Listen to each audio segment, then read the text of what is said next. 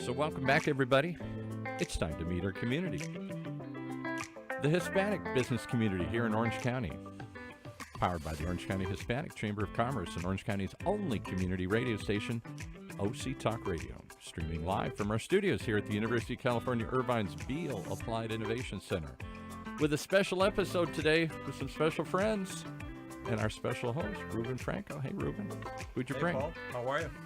Good. Along one of your old friends here. Yeah, full disclosure, I have a former fraternity brother of mine, Kevin Abbott, who's here. Kevin and I go way back, more than 3 decades back, I hate to say, but we do. Went to UCLA together, and we're in the same fraternity together, and known each other for years. Know his wife, Julie. Yeah, you dated my wife, yeah. I dated your wife, Julie.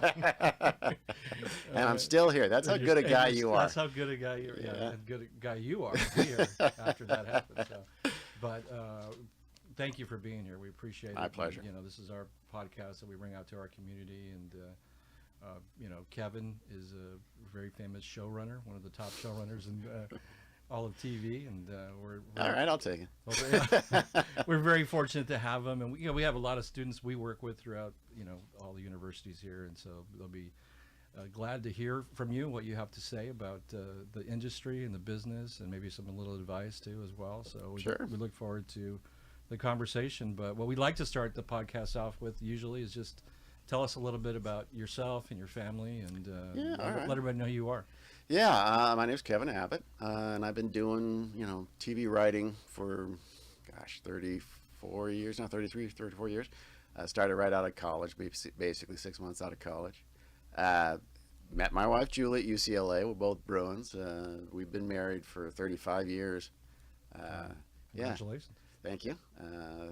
3 kids. Two of them are in the business. My girls. Katie's a manager at a talent agency / production company called Circle of Confusion that's famous for Walking Dead.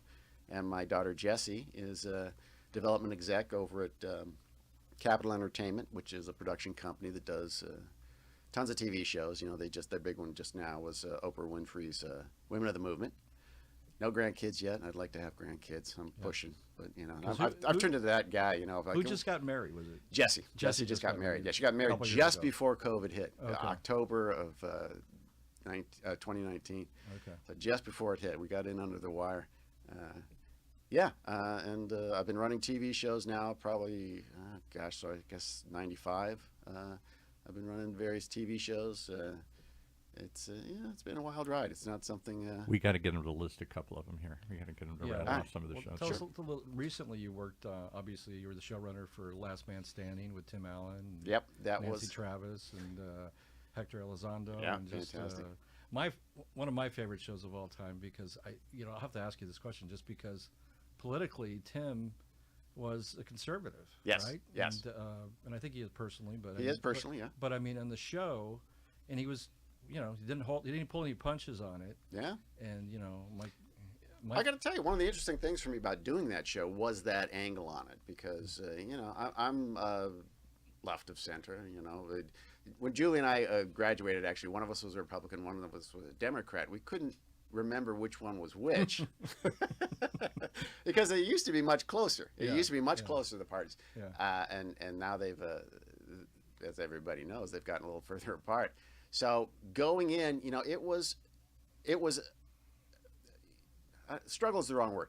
It was a challenge to make certain that I always made Tim look, to not make him look bad, basically, to not let any bias I might have about any particular subject color that character's viewpoints. Yeah. And I like to think I did a good job on it. I would read, any of the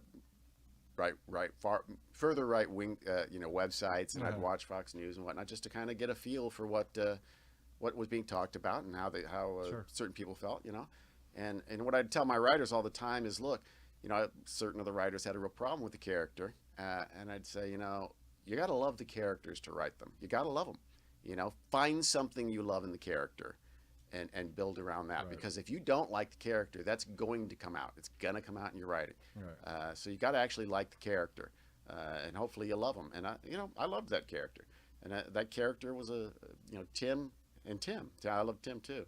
They're good-hearted people. That character was always coming from a point of view of wanting what's best for his family and for the community.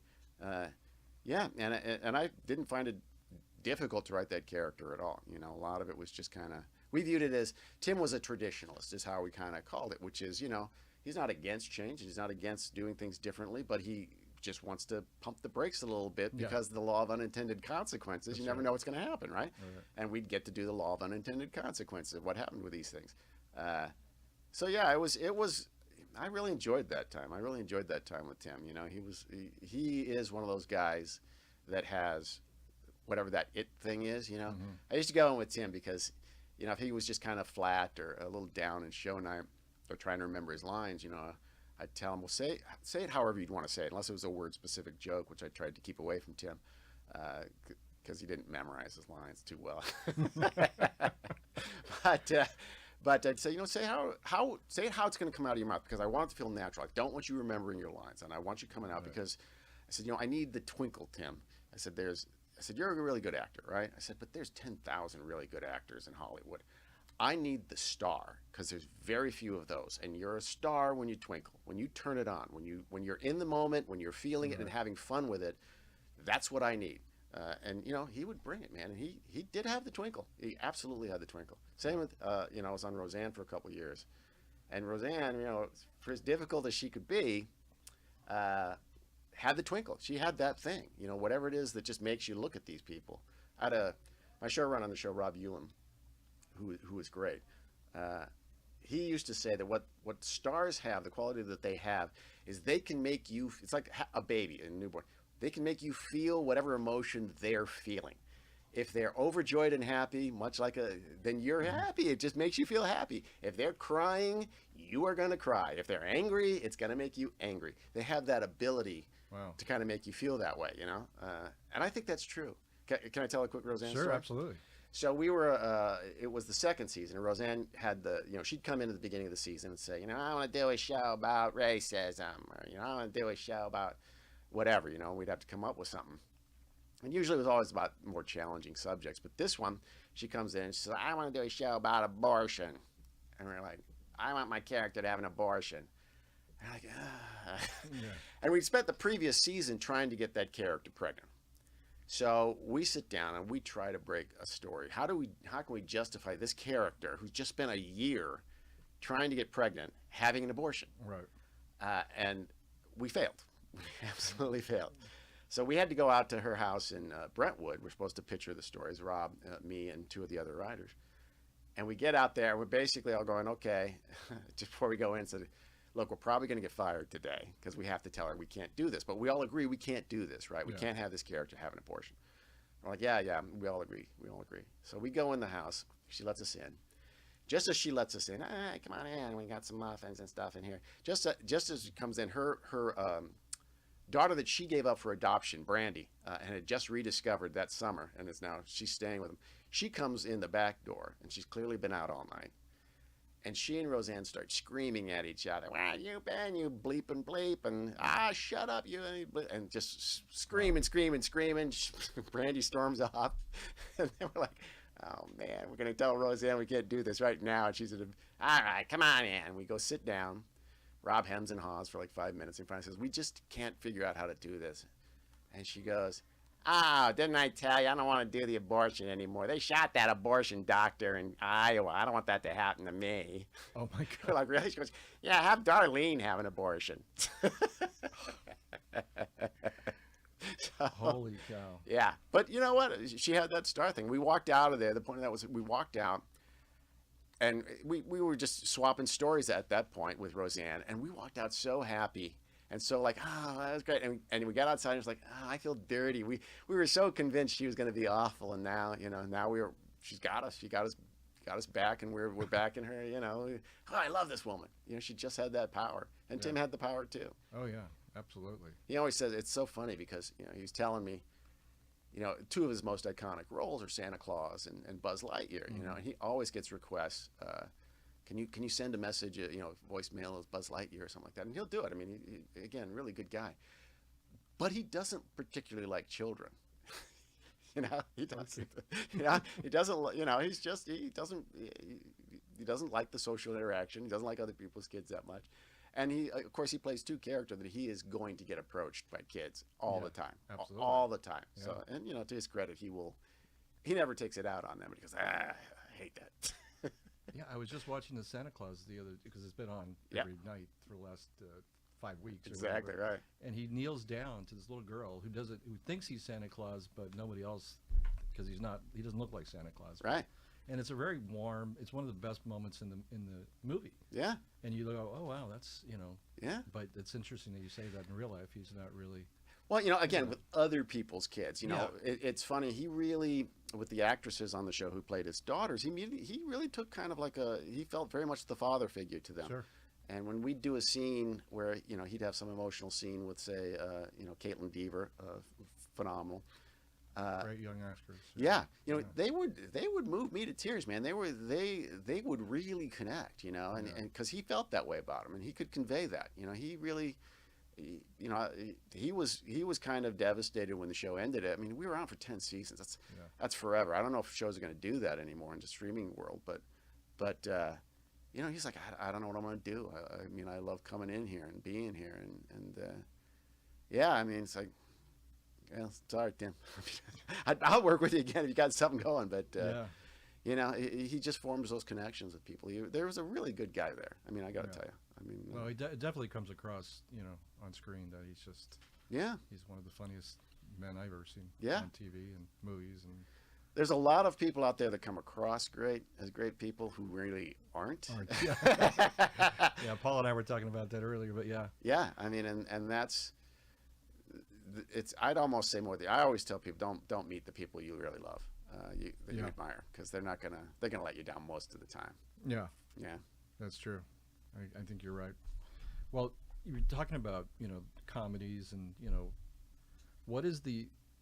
there's not that many 3-camera shows anymore, right? No, there's not a lot of them. I mean, I actually did a show called Cool Kids with Charlie Day. That I went on and did it because basically I supervised it, and there are not only not that many shows out there, but there's not that many people that know how to do them anymore. Okay. Basically, the Fox executives were telling me, well, you know, you're teaching us how to do this because none of us have done a 4-camera show, and I'm like, really? You know, I mean, it just that the framework that used to be there, where, you know, when I started 34 years ago, you know, you worked your way up from staff writer. When I started, there were only 3 networks. Fox came along the next year, and you know, you learned your craft. You learned the ability to do this, and just also, you know, just the things of like when we were shooting the pilot to Cool Kids, I said, you know, we're not gonna shoot the whole show in front of the audience. So we've got sets that are out of the audience's view, and I'm gonna pre-shoot those and just run them back. And they're like, well, no, we want to see the whole thing. It's like, no, you don't understand. This is not good for the audience. It will kill the energy in the audience. There's a reason to have an audience, and that's to kind of bring that play-like energy, that feeling of you're with the crowd at the game, and you don't want to waste that. You know, you want to keep this entertaining for them. So we're gonna show it to them and move on. And I had to fight them on it, but they eventually agreed. And you know what? They're like, yeah, you were right. You're absolutely right. Make sure you're going to shoot those scenes in front of the audience that they can enjoy. Right. You know, with Tim. We'd always try to pre-shoot some scenes so that we could get through the night quicker, and then once again keep it entertaining for the audience. But I always had to make sure that, you know, I tried to get the scenes that Tim was in that are in front of the audience, so primarily the kitchen scene and the living room scene, right, and not so much the workplace, although I could use his office more, but tried to keep those in front of the audience because I know those are more. Look, they came to see Tim Allen. And those are going to be more interesting to them. They may love the whole show and the cast and everything, but, you know, Tim's the reason that we were there, and him was the reason we were on the air. You know, so I wanted to give them, the audience, that reward. You know, that they came to see. Yeah, I want you to walk out of here going, oh my God, that was so great. We got to see Tim Allen, and he talked to us, and you know, because Tim would do a little bit of warm up. He always told his potato joke. You know. and would try to. He loved interacting with the audience too, you know. So it was a lot of fun. But will it come back? I think it might come back. Just to be honest, I mean, my career has seen kind of the pendulum swing on four camera. It was big when I started and dominant, and then single camera came in, and that pretty much dominated for 10 years or so. And then reality shows came in and kind of took up that space. Ultimately, I think there is something different and better that four camera does as opposed to single camera, and that's it. It's more of a writer's medium, I think, because we are more like a play. We don't get to go everywhere. We don't get to show you every space. So we have to describe what is happening outside of what you see very often, you know, and we get to be more, you know, the actors, the characters have to speak more deeply in some ways, you know, with the good ones, obviously, the good shows. And I think that makes it, I think it's more interesting for a writer, quite honestly. You know, I did My Name Is Earl for a year, and great show and everything, but it really wasn't as rewarding. I never felt closer to factory work than when I was doing that show, because you didn't have show night, which I love. Show night is, I always say, you know, it's the cookie. Our reward at the end of the week for working hard is that you get to come in here, and this audience gets to give you, you know, show you the love. Look, comedy writers, you know, I say they're all messed up human beings. You know, they're all in a lot of pain, and the only way they know how to deal with it is to spread it around. You know, so they're all kind of damaged people, and this is the way they get love, is people laughing at what they've done and feeling the emotion that you wanted to feel when you're trying to hit it. I just love that. I mean, my wife said she's never seen me happier than when I'm standing at the monitor and the show's going well, and just, you know, I apparently I mouth all the lines as the actors are doing them. But you know, it's a rush that I just don't get anywhere else, you know. Yeah, well, you were nice enough to invite us to one of the tapes. Remember. It was the first episode of, I forget what, season 9 or. It was season 9, I think. Yeah, 9. Yeah, but it was great. It was an awesome episode, and I told Julie, I sent Julie a text afterwards, and I said, you know, what? You're texting my wife? Well,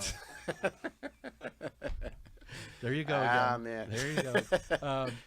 No, but maybe I messaged her. I just said, you know, Kevin was fantastic. I mean, there was a certain, you know, they were talking about like James Burroughs being a concerto, you know, conductor, right? And I just noticed that with you in that episode, how you related to Tim Allen and Nancy Travis, and like in between takes, and just the camaraderie between, and then how you would get another take out of it. It was even better than the first, and there was just a certain joy in your face that I noticed, and I just thought you had a command. You weren't even the director of that episode. Well, that's the other thing. Writers, especially in four camera, we're much more in control of the medium. You know, my directors were all great and everything, but yeah, I felt, you know, I had because we didn't have a house director. We had you know, directors that came in, and they'd do like 5, you know, or Victor Gonzalez did a bunch for us, and Victor was great. He's done a lot of stuff. Yeah, but because Tim, as great a guy as I think he is also, he's got his idiosyncrasies, and he has a tendency to want to say no to whatever it is you're bringing in. The first year that I ran the show, I think I was batting 0% on the changes that I tried to give him, because he didn't trust me yet, you know. By the end, he totally trusted me, but I knew how to relate to him, you know, to how to say, because he believed that I told him once, I said, you know what, Tim, even if I didn't like you, and I do, you know, I know you don't trust writers, but even if I didn't like you, it's in my best interest to make you look as good as possible. You know, I need you to look as good as possible. Sure. So even if I didn't like you, I would be trying my best. When I'm coming in here, I'm trying to make you look as good as possible. And you know, and he finally understood that. But he also understood that when I'm coming in, I'm not saying you have to do this. I'm coming in and saying, hey, how about this line? What do you think about this? Can you have fun with that? And he'll respond, you know, and he'll want to add, because he's a great, you know, very creative, funny guy. And it was when we could build that trust between us that kind of took off. So I always felt like if he did great and I love the take, I'm going to walk in and say, that was a great take, man. That was fantastic. You know, he needs to hear that. And if it didn't work, then it's up to me to walk in and go, not your best, man. You know, I need the twinkle. I need the star twinkle. And you could tell that to somebody like that. Absolutely. Even at that level. Not Okay. not at first, but Okay. when we got to a level of trust that yes, like because he knows I'm telling him, that's not a take I can use. That's Yeah. flat. I know you can do better than this. You know, with Nancy's just a consummate pro. Nancy, I enjoyed so much. The problem was I have a very loud laugh, and I'm off. I'm off stage, right? Right. If you listen to any shows I've worked on, you can usually hear that. Ah, Yeah. but Nancy would hear me laughing at her stuff, which would make her laugh, so she would break. So it was always this thing of, she tried to hold on at a spot where I'm really enjoying it. But you could give them stuff as well as almost all of the kid actors. They were just great, but you had to kind of approach them each in their own way. I mean, show running is it. I always say I actually would prefer to be the number 2 on a show. That's actually my preferred job. Really? Yeah, because the pay is not that much better as a showrunner. I mean, it's good, don't get me wrong, but it's not that much better. And really, when you're the number 2 to a writer that you respect, who respects you, you get to do all that stuff that I got into the business to do anyway, to do the writing, to come up with the stories and Sure. and the jokes. When you become showrunner, you now have to do all this other stuff that has nothing to do with writing. That is so irritating and awful, and I hate it. Part of it's just the production side of things and dealing with all the budgets and the physical act of, here's a scene I wrote that takes place in a laundromat. How many washing machines do you want there? Do you want the washer dryers there? Yeah. What color scheme do you want on the actors on wardrobe? It's like, you can't really see me, but I don't know wardrobe. I'm not gonna, Right. so that stuff all just drives me nuts. And part of it that used to drive me nuts that I came to really enjoy was managing the cast, was figuring out, how to get each actor to feel safe. Because that's a lot of it, I think. A lot of it is just making them feel safe. Trust That I'm not going to send you out there with something that doesn't work. Yeah. And if in front of the audience for whatever reason it didn't work, I'm going to figure out why it didn't work, and we're gonna change it, and we're gonna make certain that you look good, So yeah, managing the cast is it's a big, it can. My wife would always show up. She came to almost every show, and she'd say, "Is it a good show?" And I say, "Well, it is on paper." Now it's out of now the actors have to do it. How it actually ends up, that'll be up to the actors. Is there ever do you ever go into a Monday when you do the table read or whenever the day is and just go, there is nothing on paper here that we could use? Oh yeah. I mean, just like zero almost. You have Yeah. to start from. We call it a page 1, and we've done that. We had one, very little on Last Man Standing. We had one on Reba that we did. That we had an episode where Reba, one of her old friends had her old flames that Brock had stolen her from, had passed away, and we read it at table, and it was, no pun intended, but it was death. It was awful. It was just flat, and it's like, this does not work, and it's a story problem. It ain't just fixing some words. Yeah. So we went back and we said, okay, we have to do notes after we have the table reading, and then the network and studio will give us their notes and thoughts, and I'll tell them what I'm planning on doing. And then you go back and rewrite it. Well, this one I said, just don't worry about notes. This is all going to change. It's not going to be a word that's the same. And went back and had to re-break the story completely, which we did, and we wrote it. And next day it didn't really work either. But we had it changed enough that we knew where the roadmap was. We could see it, and it wound up being a really good show. We had one on Last Man with the morning of the table read. We'd read on Wednesday mornings, and then they'd rehearse Thursday, Friday, and they'd do run-throughs for me and the writers where they would perform it for us so that we could see if it worked or not. And then Monday was camera blocking and pre-shoot, and then Tuesday would be show night. Wednesday morning we go to table, and I get a call as I'm walking in the door that Tim's in the hospital. Oh wow. Yeah, and they don't know what's wrong with him. So they don't know what's going to happen. Now, on a show called Last Man Standing, when the last man ain't standing, it becomes a little difficult, right? And we did the table reading, and I said, well, let's hear what we can hear. And we got done with it, and I talked to. We were on Fox at the time, and I said, insurance would cover if we had to shut down for a week. But it's expensive. They'd prefer not to do that. Right. So I said, give me an hour. Let me see if I can just rework this. Let's figure if we can figure out a path forward on it. which we did. We wound up finding out a path forward, and we just rewrote it all that night, and it takes obviously they're a bit longer. But we just switched roles, and we had Tim do something that we'd done on Roseanne, which was we had Tim drop in. We had like he'd be at the beginning of a scene. He was trying to get there, and we said we'll shoot these parts when he gets back. And it wound up being the network loved it. They thought it was really good. What was the episode? The episode was Ed is getting married to Nancy's mom, to Vanessa's mom. Yeah, okay. And Tim is stuck up in he gets snowed in, and he has to try to get back to Ed winds up in the hospital. Yeah, so Ed's in the hospital. Ed's in the hospital, right? And they have the wedding ceremony in the hospital. But Tim, we had to take Tim completely out of that. Wow. And we had one on Roseanne. My first year there, we were there, and it was a 6th or 7th episode, and the Emmys were on the night before, and she won that year for Best Actress in a Comedy. Okay. First time she'd ever won. And I remember looking at my wife and saying, "Oh, okay, it's going to be a good week," because you may not know this, but Roseanne could be tough on writers. So I'm saying, "Oh, it's going to be a good week. She's going to be in a good mood." And we go in, and we're sitting at table. We used to do table reads on the set there. And Roseanne's not there, and she's not there. And finally, Tom Arnold comes in. And this is when they were married. And Tom goes, "Oh, let's just go ahead. We'll do it without Rosie. She's not here right now." And we're like, "Okay, kind of pointless because to not hear what she's going to do, right?" Midway through the table read, we see Roseanne poke her head out from behind the set. Go, Tom. Tom gets up and goes, "Oh, just keep going. Just keep going." Like, all right, and the cast is reading, and her stand-in's reading her part, and they're screaming at each other back there. Some huge fight, and we hear her, storm off, and he comes back and goes, "Don't worry about it. Don't worry about it."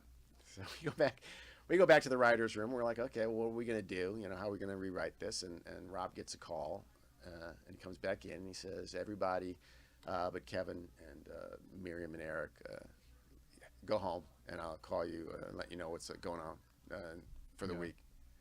And we're like, "What's going on?" He's like, "Well, this can't get out because Carsey Werner's in negotiations with ABC for a 3-year pickup, so they don't want people to know that Roseanne's had a breakdown, and she's going to be hospitalized for a little while." Oh my word! Yeah, and we're like, "What?" He goes, "Yeah, they don't know how long this is going to be, but nobody can know, so you need to write a new episode without her." Just like that. Just like that. Yeah, Hey, sure. we didn't have any in the bank that didn't have Roseanne in them, So we had to scramble. It wound up being a very good episode. It's Vicki Lawrence was in it, and it was Dan. Vicki Lawrence was one of Dan's old flames, and she shows up, and then Roseanne comes back. He doesn't cheat or anything like that because Dan loved Roseanne, but he winds up having very creative sex with Roseanne when she comes home that evening, and she's all thrilled about it. And then Jackie reveals that no, it was he was thinking about her. You cheated in your mind, And what we did is we did the same thing. We shot scenes with her to she'd walk out of a scene or something like that. Right. But those days you hate to see them, but you never know when they're coming. You never really know. Yeah. It's amazing how often you can get a scripted table that everybody's read and gone, "Oh yeah, this is really good. It's really tight," and then it reads and you go, "That didn't work," and you go, "Yeah, there's a huge fundamental flaw here that it's going to take a lot of writing to fix." Yeah. Yeah. That's right. Yeah. There's you and I were growing up. You said there were 3 stations, and it became Fox as well, and then now there's I forget how many scripted shows there were back then. There's like over 500 scripted shohows. Yeah. Most of them, the kind of limited series and streaming, and it's changed quite a bit since you've been in it. Business is entirely different. Yeah. What are you? I know you did Last Man Standing. What are you working on now, or what are you thinking about doing now? Or I don't even know. I didn't ask you on purpose ahead of this podcast, just so we could get it live. But well, I'm actually working right now. I did the final season of Last Man was during COVID, and that was just a really tough year. In the sense that we didn't have show nights because we couldn't have audiences, right. So it really was just a drudge, and it was just me and my number 2, Matt Berry. We're the only ones in the offices doing the writing, and all of the protocols and the testing and whatnot. It it kind of burned me out that year. Yeah. So I took a year off just to recharge, and right now I'm working on a project that I'm probably going to take out beginning of next year with Reba again. Reba wants to do another show. Oh, great. Yeah, so we've been working on a show together, and but I like it a lot, you know. And if that doesn't go, then probably beginning of next season. Although there really aren't seasons anymore. No, there's not. You know, I might go try to run. I mean, like I said, I'm kind of getting at the stage of my career where show running takes your entire focus. You know, I mean, it really does command your life in so many ways. And as a writer, when I'm writing, you know, as the showrunner, you basically write every episode in a sense, and that it all has to work for you. You rewrite them all. I don't stop thinking about them. You know, my wife will complain, and she would go like, she'll be telling me something, and then finish, and I'm like, okay, is this funny? She's like, were you listening? Yeah, I heard it all. This is in my head, and I need to get it out. It just takes over everything, and I'm less willing to do that than I used to be. I mean, if I could find consulting gigs on it and just help people out, because you know there aren't that many people who know how to do 4K anymore, that would be preferable to me. But I always wind up helping out, and then I wind up running the show at some point, you know, and it just becomes. So anyway, I mean, if I can get the Reba show going, that's when I would be willing to go ahead and run And do the show. and do the energy of it. Yeah, Got it. but I mean, I like the streaming idea because the idea of doing 8 or 10 episodes as opposed to 22 is great. I mean, we usually have pre-production is about 6 weeks before production starts. And I like to have 8 stories broken in some form. So that'll mean like, you know, I'll have 3 scripts, a couple of outlines, and then the notion of the 8th one. So, it would be no problem doing that. It'd be done practically in pre-season, you know. Yeah. But 22, usually, you know, if you ever watch seasons of shows that were 22, usually the ones in the middle are a little weaker, and the reason that is because the writers are getting tired. What happens is they have all this great stuff from pre-production when they had plenty of time and they were well rested and coming off hiatus, and that all goes in like the first 5-6 shows, right? Yeah. And then they're kind of going, now these are the ideas that weren't good enough to be the first ones, right? The next batch is those ones, and they're going through those. And then by the time you get to 13, you're exhausted. It's, you know, you still can't see the light at the end of the tunnel, and you just want to, you know, that's why those shows kind of suck. Once you get to the back 9, once you get to like 15 or 16, it's like, oh, I can see the end again. Yeah. You kind of get some more energy. But that's why I'd prefer to do 8 or 10. Yeah, that'll be interesting. Yeah. Do you have any advice we have a lot of, you know, students here in Orange County, and all over Southern California, obviously, but we're here on the campus of UCI, but there's also Chapman here who has a great film school, and Fullerton, and Right. any advice you have to young people breaking in, like the way, I mean, I don't know if you consider it's changed a bit since you broke in 3 decades ago, and anything that they should be focused on. And Well, I'll tell you, I mean, it somewhat depends on what you want to do or be, you know. I mean, I'll give you from the writer's perspective. If you want to be a writer, the first thing you should do before doing anything else is write. Yeah. Right. You know, I mean, you need to get that skill going and get that muscle working, you know. And I think it is a muscle, you know, it is something you got to constantly do to keep sharp. So right. And then you're going to have a spec script. You're going to have something to show people. And it shouldn't be an original. It shouldn't be an original just because if you're trying to get on a series, if you want employment, you know, if you want to be a movie writer, it could be an original. If you want to be a TV writer, you need to demonstrate that you can write in other people's voices. You know, if you ever hear a Woody Allen film or you know, an Aaron Sorkin, that's just, all those characters are them. You know, there's just them speaking. You know, it's their rhythms and whatnot. Well, that's not going to work. You can't be your voice because it's not going to be your show that you're going on to work on originally. So you have to demonstrate that you can take other characters and write them faithfully and believably. And then once you get that, and make sure that thing's as good as it can possibly get before you. The big hurdle is going to be, how can I get somebody to read this that knows what's going on? Traditionally, I think that the path that's been taken by most of the people that I know that have gotten into the business in the last 10 years or so is going to work on a production, trying to get a PA job, trying to get an assistant job, trying to do anything that can put you in contact with people that you can ask as a favor, can you give this a read? Because I can tell you, you know, when staffing season would come around, you know, my office would be lined with scripts, you know, 3 feet high to read. I used to tell agents, all the agents in town, call you and say, what do you need? And I'd say, I need this. I only need this and this. Send me the one you think is best. The one client, I'm not going to tell anybody who you did, Right. But if you send me eight scripts saying, oh, well, can you just read all these? I'm not going to read it. It just goes to the bottom of the pile. Yeah. Because I don't have the time. I literally can't get through all of these things. I'd have assistants helping me out reading it and saying the ones that clearly aren't going to work. Right. But you kind of need to have somebody you trust that has an ability to differentiate good and bad that can read it for you. And the only way to do that is to try to find a job that's probably non-writing that puts you in contact with them. Yeah. That's great advice. Yeah. The other thing you can do is there's a lot of writers programs out there. Disney has them, Warner Brothers, Writers Guild has them. Those also, I think, can be doors that can be opened. I mean, I've hired people out of those programs because they're also subsidized, so the studio is more willing to hire them. You can go, well, they're not going to cost the studio. Disney program's going to pay for the first year. So they're you can get shots out of that too. You'd have to submit something to them. I don't know how the process works, how they do the choosing, but those are the two ways I know that the most people that have had success getting into the business doing it. Okay. Yeah. Well, that's great advice. Yeah. Don't just walk up and anybody or just send somebody your thing. It's not going to work. They're just going to toss it out. It's not going to work. Yeah. It's not going to work. I've had people put scripts in my mailbox and I can't read them. Legally, I can't. I put myself at risk.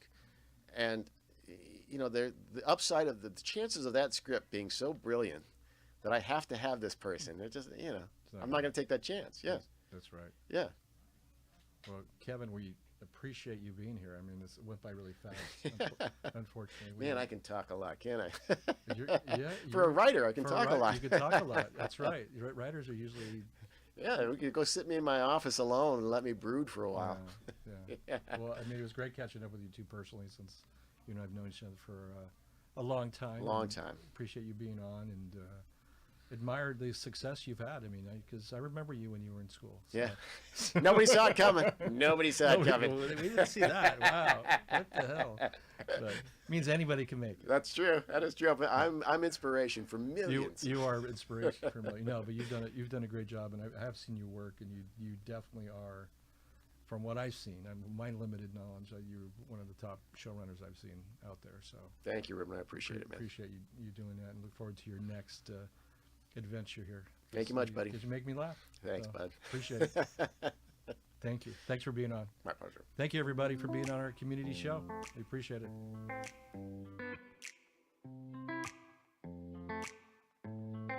Well, there you have it. That doesn't give you pause to come back and hear more. I don't know what will, as we meet our community each and every week here in Orange County's only community radio station, OC Talk Radio, streaming live from our studios here at the University of California Irvine's Beale Applied Innovation Center, powered by the Orange County Hispanic Chamber of Commerce.